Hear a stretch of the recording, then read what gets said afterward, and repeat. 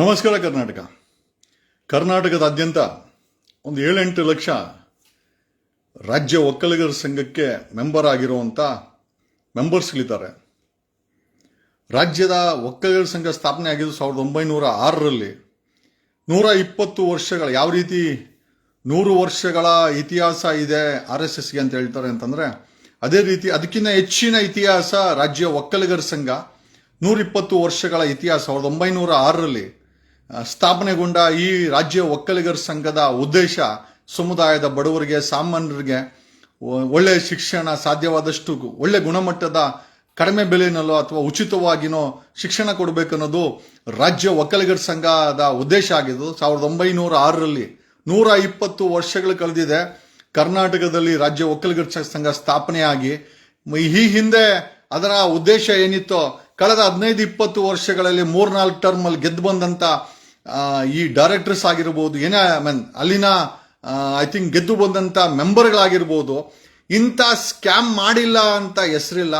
ಎಲ್ಲ ರೀತಿಯ ಸ್ಕ್ಯಾಮ್ಗಳನ್ನು ರಾಜ್ಯ ಒಕ್ಕಲಿಗರ ಸಂಘದಲ್ಲಿ ಮಾಡಿಕೊಂಡು ಒಂದು ರೀತಿಯ ಹಣ ಹಾಕಿ ಬಂಡವಾಳ ಹಾಕಿ ಗೆಲ್ಲೋದು, ಚುನಾವಣೆಗಳಲ್ಲಿ ಒಂದಷ್ಟು ಮ್ಯಾನಿಪುಲೇಷನ್ಸ್ ಮಾಡೋದು, ಓಟುಗಳು ಹಾಕ್ಸ್ಕೊಳೋದು. ಅಲ್ಲಿ ಕೂತ್ಕೊಂಡು ರಾಜ್ಯ ಒಕ್ಕಲಿಗರ ಸಂಘದಲ್ಲಿ ರಾಜ್ಯ ಒಕ್ಕಲಿಗರ ಸಂಘಕ್ಕೆ ನಾನಾ ರೀತಿಯ medical college, engineering college, hostels, ಕಲ್ಯಾಣ ಮಂಟಪ, ಈ ರೀತಿ ಸಾವಿರಾರು ಕೋಟಿ ರೂಪಾಯಿ ಆಸ್ತಿ ಇದೆ. ಬಂಡವಾಳ ಹಾಕಿ ಅಲ್ಲಿ ಬರೋ ಅಂಥ ಬಂಡವಾಳಗಳನ್ನು ಸ್ವಾಹ ಮಾಡಿಕೊಂಡು ಕುಳಿತುಕೊಳ್ಳೋದು ರಾಜ್ಯ ಒಕ್ಕಲಿಗರ ಸಂಘದ ಕೆಲಸ ಆಗ್ಬಿಟ್ಟಿದೆ. ಕಳೆದ 11 ವರ್ಷದಲ್ಲಿ ಒಂದು ಜನರಲ್ ಬಾಡಿ ಮೀಟಿಂಗ್ ಕರೆದಿಲ್ಲ. ಇದರ ಬಗ್ಗೆ ಕ್ರಮ ಜರುಗಿಸಬೇಕಾದಂಥ ರಾಜ್ಯ ಸರ್ಕಾರದ ರಿಜಿಸ್ಟ್ರಾರ್, ಕೋಆಪರೇಟಿವ್ ಸೊಸೈಟಿ ರಿಜಿಸ್ಟ್ರಾರ್ ಕೂಡ ಕಳೆದ 11 ವರ್ಷದಿಂದ ಒಂದು ಜನರಲ್ ಬಾಡಿ ಮೀಟಿಂಗ್ ಮಾಡಿದಂಥ ಈ ರಾಜ್ಯ ಒಕ್ಕಲಿಗರ ಸಂಘ, ಸಾವಿರಾರು ಕೋಟಿ ಆಸ್ತಿ ಇರೋದು, ಸಾವಿರಾರು ಕೋಟಿ ಆಮದನಿ ಬರೋ ಅಂತ ರಾಜ್ಯ ಒಕ್ಕಲಿಗರ ಸಂಘಕ್ಕೆ ಒಂದು ನೋಟಿಸ್ ಹಾಕಿಲ್ಲ, ಕರೆಕ್ಟಾಗಿ ಆಡಿಟ್ ಮಾಡಿಲ್ಲ. ಕೊನೆಗೆ ಅಕ್ರಮಗಳ ತಾಣವಾಗಿ ಈ ಒಂದು ಒಕ್ಕಲಿಗರ ಸಂಘ ಇದೆ. ಕಳೆದ 5 ವರ್ಷಗಳ ಹಿಂದೆ ನನಗೆ ಡಾಕ್ಟರ್ ಆಂಜಿನಪ್ಪ ಅವರೆಲ್ಲ ಮೆಂಬರ್ ಆಗಿ ಗೆದ್ದು ಬಂದರು. ಅತಿ ಹೆಚ್ಚಿನ ಮತವನ್ನ ತಗೊಂಡಂತ ಡಾಕ್ಟರ್ ಆಂಜಿನಪ್ಪನವರು ಇವತ್ತು ಬೆಳಗ್ಗೆ ನಾನು ಫೋನ್ ಮಾಡಿದ್ದೆ ಡಾಕ್ಟರ್ ಆಂಜಿನಪ್ಪನವರೇ ಏನಾಗಿದೆ, ನೀವು ಒಕ್ಕಲಿಗರ ಸಂಘದ ಮೆಂಬರ್ ಆಗಿ ಈ ತರ ಎಲ್ಲ ಅಕ್ರಮಗಳು ನಡೀತಾ ಇದೆ ಅಂತ. ಜಗದೀಶ್ ಅವರೇ, ನಾನು ಹೋಗದೆ ಬಿಟ್ಟಿದ್ದೀನಿ ಅಂತ. ಅಲ್ರಿ, ಓಟ್ ಹಾಕಿ ಗೆದ್ದ ಮೇಲೆ ನಾನು ಹೋಗದೆ ಬಿಟ್ಟಿದ್ದೀನಿ ಅಂತಂದ್ರೆ ನಿಜವಾಗ್ಲೂ ಒಬ್ಬ ಅಸಮರ್ಥ ವ್ಯಕ್ತಿಗಳಿಗೆ ಒಕ್ಕಲಿಗ ಸಮುದಾಯದ ಮೆಂಬರ್ಗಳು ಓಟ್ ಹಾಕಿ ಗೆಲ್ಸಿ ಇಲ್ಲಿಗೆ ಬಂದು ಕುಣಿಸಿ ಬೆಳಗ್ಗೆ ನಾನು ಡಾಕ್ಟರ್ ಆಂಜಿನಪ್ಪ ಅವ್ರ ಹತ್ರ ಮಾತಾಡಿದಾಗ ಅವ್ರ ಬಾಯಲ್ಲಿ ಮಾತೇ ಬರಲಿಲ್ಲ, ಫೋನ್ ಕಟ್ ಮಾಡಿಬಿಟ್ರು. ಇಲ್ಲ ಜಗದೀಶ್, ನಾನು ಬಿಸಿ ಇದ್ದೀನಿ, ನಾನು ಆ ಕಡೆ ಹೋಗ್ತಾ ಇಲ್ಲ, ಏನೋ ನಾವು ಮಾಡ್ಕೊಂಡು ಹಾಳ ಹೋಗ್ಲಿ ಅಂತ.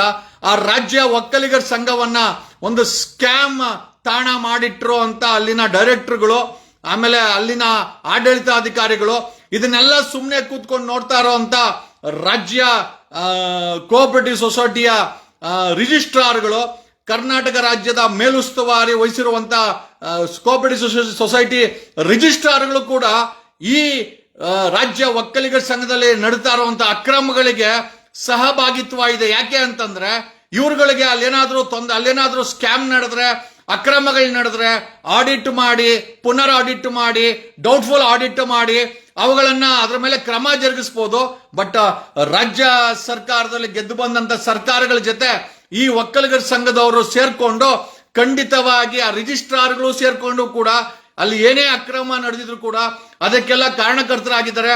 ಹಾಗಾಗಿ we have filed a complaint to CBI central bureau of investigation economic offence ವಿಂಗ್ಗೆ ರಾಜ್ಯ ಒಕ್ಕಲಿಗರ ಸಂಘ ಮೇಲೆ ರಿಜಿಸ್ಟ್ರಾರ್, ಕರ್ನಾಟಕ ರಾಜ್ಯ ಸರ್ಕಾರದ ರಿಜಿಸ್ಟ್ರಾರ್ ಮತ್ತೆ ರಾಜ್ಯ ಒಕ್ಕಲಿಗರ ಸಂಘದ ಪದಾಧಿಕಾರಿಗಳ ವಿರುದ್ಧ ಸಿಬಿಐ ಎಕನಾಮಿಕ್ಸ್ ವಿಂಗ್ಸ್ಗೆ, ಎನ್ಫೋರ್ಸ್ಮೆಂಟ್ ಡೈರೆಕ್ಟರೇಟ್ಗೆ, ಇನ್ಕಮ್ ಟ್ಯಾಕ್ಸ್ಗೆ, CBDTಗೆ 4ಕ್ಕೂ ಕೂಡ ಇಲ್ಲಿ ಕಳೆದ 15 ವರ್ಷದಿಂದ ಯಾರ್ಯಾರು ಗೆದ್ದು ಬಂದ್ರು, ಯಾರ್ಯಾರು ಆಡಳಿತ ನಡೆಸಿದ್ರು, ಏನೇನು ಅಕ್ರಮಗಳು ಮಾಡಿದೆ ಒಂದಷ್ಟು ದಾಖಲೆಗಳ ಸಮೇತ.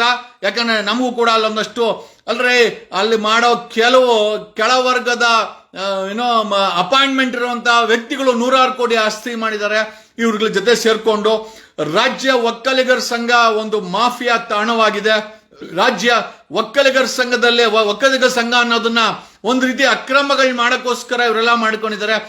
ಜವಾಬ್ದಾರಿ ಅತಿ ಹೆಚ್ಚಿನ ಮತದಿಂದ ಡಾಕ್ಟರ್ ಆಂಜಿನಪ್ಪನವ್ರನ್ನ 65,000 ಮತಗಳಿಂದ ರಾಜ್ಯ ಒಕ್ಕಲಿಗರ ಸಂಘದ ಮೆಂಬರ್ಗಳು ಗೆಲ್ಸಿದ್ರೆ, ಇವತ್ತು ಬೆಳಗ್ಗೆ ಫೋನ್ ಮಾಡಿ ಕೇಳಿದ್ರೆ ಡೈರೆಕ್ಟರ್ ಡಾಕ್ಟರ್ ಆಂಜಿನಪ್ಪನವ್ರಿಗೆ, ನಾನು ಆ ಕಡೆ ಹೋಗೋದೇ ಇಲ್ಲ ಜಗದೀಶ್, ನಾನು ಆ ಕಡೆ ಒಂದು ನಮಸ್ಕಾರ ಹಾಕ್ಬಿಟ್ಟಿದ್ದೀನಿ, ನೆನ್ನೆ ಉಮಾಪತಿ ಗೌಡ್ರ ಹತ್ರ ಮಾತಾಡಿದೆ.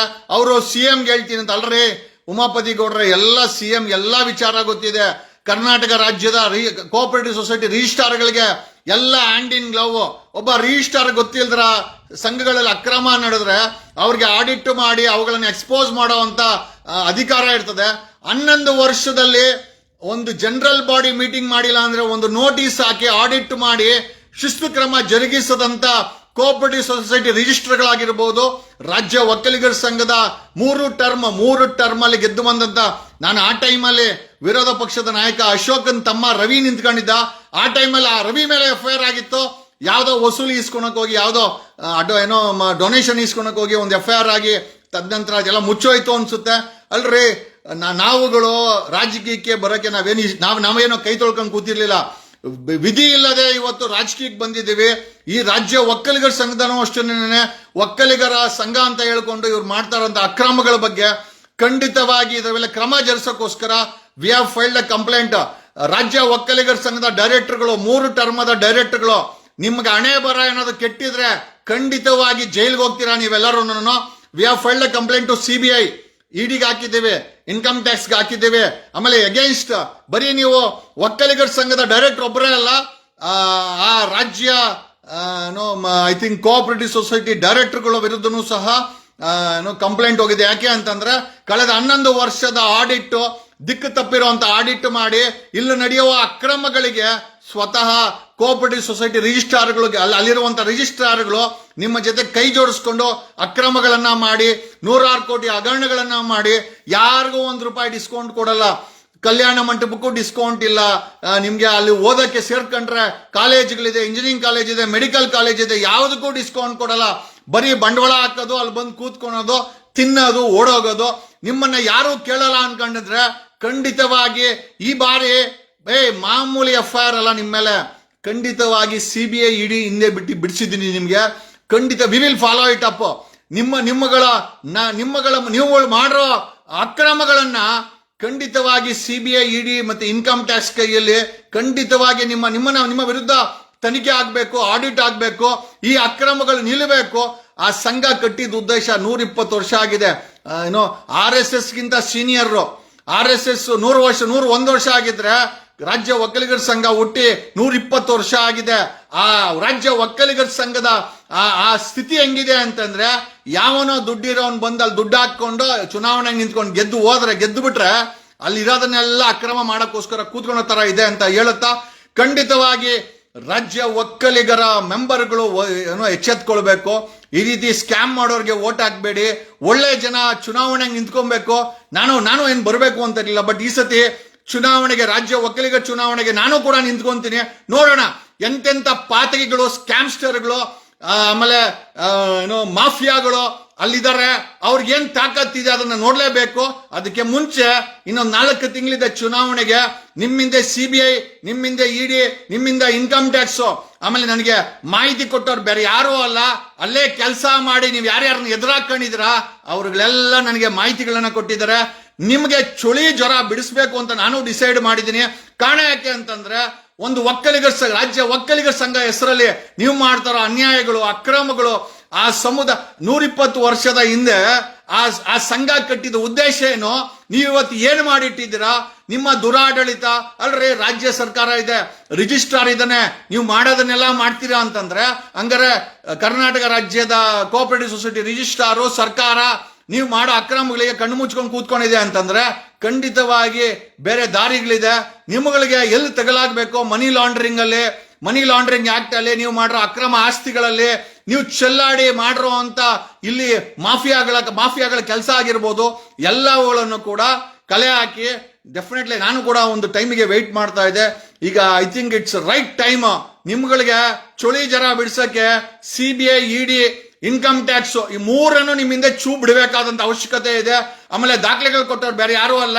ಅಲ್ಲೇ ಕೆಲಸ ಮಾಡ್ಕೊಂಡು ನಿಮ್ಗೆ ಟೀ ತಂದ್ಕೊಂಡು, ಕಾಫಿ ತಂದ್ಕೊಟ್ಟು ಸೊಲಿಟ್ ಹೊಡಿತಾರಲ್ಲ ಅವ್ರುಗಳೇ ಮಾಹಿತಿಗಳನ್ನ ಕೊಟ್ಟಿರೋದು. ನೀವು ಮಾಡಿರೋ ಅಕ್ರಮಗಳನ್ನ ದಾಖಲೆ ಸಮೇತ ವಿ ಹ್ಯಾವ್ ರಿಟರ್ನ್. ಅಂಡ್ ಇದರಲ್ಲಿ ಕರ್ನಾಟಕ ರಾಜ್ಯದ ಕೋಆಪರೇಟಿವ್ ಸೊಸೈಟಿ ರಿಜಿಸ್ಟ್ರಾರ್ಗಳು ಕೂಡ ಕಳೆದ 15 ವರ್ಷದ ರಿಜಿಸ್ಟ್ರಾರ್ಗಳು ಕೂಡ ಕಂಬಿ ಎಣಿಸ್ತಾರೆ ಅಂತ ಹೇಳುತ್ತಾ, ಶುದ್ಧೀಕರಣ ಮಾಡೋ ಸಮಯ ಬಂದಿದೆ. ರಾಜ್ಯ ಒಕ್ಕಲಿಗರ ಸಂಘ ನಿಜವಾಗ್ಲೂ ಆ ಸ್ಥಾಪನೆ ಮಾಡಿದ ಉದ್ದೇಶಕ್ಕೆ ನಿಲ್ಬೇಕಾದಂತ ಅವಶ್ಯಕತೆ ಇದೆ. ಆ ಸಮುದಾಯದ ಬಡವರಿಗೆ, ಸಾಮಾನ್ಯರಿಗೆ ನಿಮ್ ಕಡೆಯಿಂದ ಏನು ಹೆಲ್ಪ್ ಇಲ್ಲ. ಓಟ್ ಹಾಕೊಂಡು ಕೂತ್ಕೊಂಡು ಯಜಮಾನಿಕೆ, ಆ ರಾಜ್ಯ ಒಕ್ಕಲಿಗರ ಸಂಘ ಯಜಮಾನಿಕೆ ಮಾಡ್ಕೊಂಡು ನೀವು ಮಾಡೋ ಅಕ್ರಮಗಳನ್ನ ನೋಡ್ಕೊಂಡು ಕೂತ್ಕೊಳಕ್ಕೆ ನಾವ್ ಯಾರು ಕಿವಿ ಮೇಲೆ ಹೂವು ಇಟ್ಕೊಂಡಿಲ್ಲ. ನಿಮ್ಮಗಳಿಗೆ ತಕ್ಕ ಪಾಠ, ನಿಮಗೆ ಚಳಿ ಜ್ವರ ಬಿಡಿಸ್ಬೇಕು ಅಂತ ಗೊತ್ತಾಗಿದೆ. ನಮ್ಗೆ ಗೊತ್ತಿದೆ ನೀವು ರಾಜ್ಯ ಸರ್ಕಾರ ಹತ್ರ ತುಂಬಾ ಚೆನ್ನಾಗಿದ್ದೀರಾ, ರಿಜಿಸ್ಟ್ರಾರ್ ಅವ್ರ ಹತ್ರ ಚೆನ್ನಾಗಿದ್ದೀರಾ. ಹಂಗಾಗಿ ಇಲ್ಲಿ ಅವ್ರು ಏನೇ ಮಾಡಿದ್ರು ಕೂಡ ಕಣ್ಮುಚ್ಕೊಂಡಿರ್ತಾರೆ. ಆದ್ರೆ ನಿಮ್ಮ ಮೇಲೆ ಒಂದಷ್ಟು ಸಂಸ್ಥೆಗಳಿದೆ, CBI, ED, ಇನ್ಕಮ್ ಟ್ಯಾಕ್ಸ್, ಇವುಗಳ ಹತ್ರ ನಿಮ್ಮ ಚಳಿ ಜ್ವರ ಬಿಡಿಸ್ಬೇಕು ಅಂತ ನಾನು ಡಿಸೈಡ್ ಮಾಡಿದ್ದೀನಿ. ಪರವಾಗಿಲ್ಲ, ನಮಗೆ ಅಧಿಕಾರಕ್ಕೋಸ್ಕರ ಅಲ್ಲ, ಶುದ್ಧೀಕರಣಕ್ಕೋಸ್ಕರನಾದ್ರೂ ಈ ಸಂಸ್ಥೆಯಲ್ಲಿ ನಡೀತಾ ಇರುವಂತಹ ಅಕ್ರಮಗಳನ್ನ CBI, ED, ಇನ್ಕಮ್ ಟ್ಯಾಕ್ಸ್ ಆ ಲೆವೆಲ್ ತಗೊಂಡೋಗಿ ನಿಮ್ಮನ್ನ ಅಲ್ಲಿ ಫ್ರೈ ಮಾಡಕ್ಕೋಸ್ಕರ I will fry you free of cost. ಧನ್ಯವಾದಗಳು.